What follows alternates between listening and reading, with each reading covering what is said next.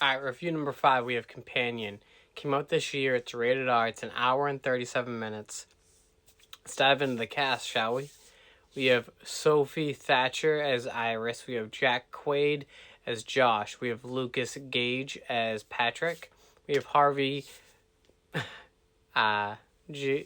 Gillen as Eli, we have Megan Suri as Kat, and we have Rupert Friend as Sergey.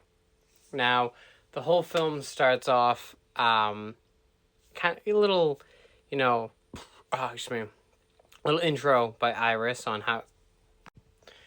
how she met Josh, and the plot of this film is all these friends are at a getaway. Until someone shows up and they're not who they say they are.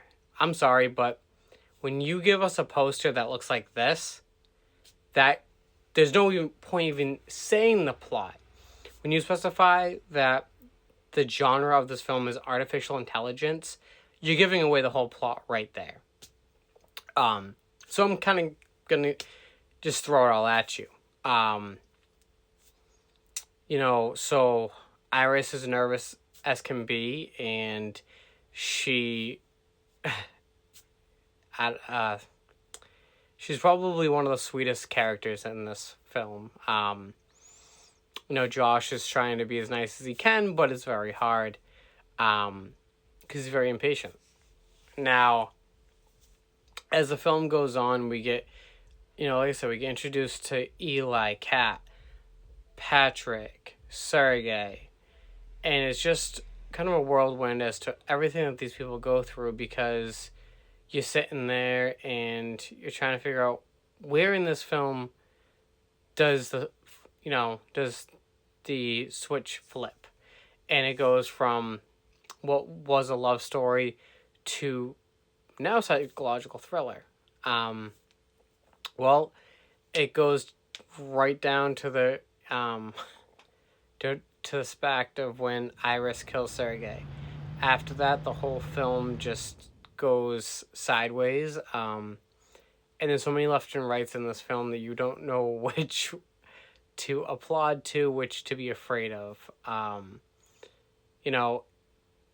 My buddy Rob ended up watching this before I did, and he wasn't going to tell me too much about it because he wanted me to come up with my own mindset, but I'm glad he did, because I actually enjoyed this film.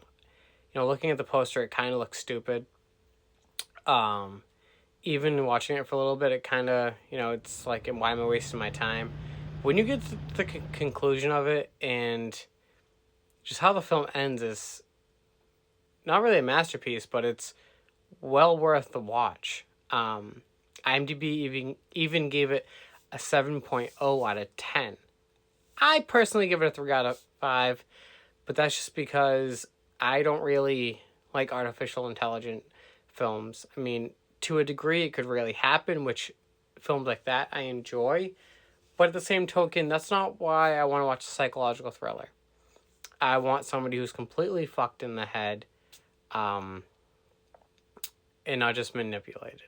So, with that being said, if you are interested in watching this, it is on HBO Max, which is, I guess, called Max now. So give it a watch. Let me know what you think.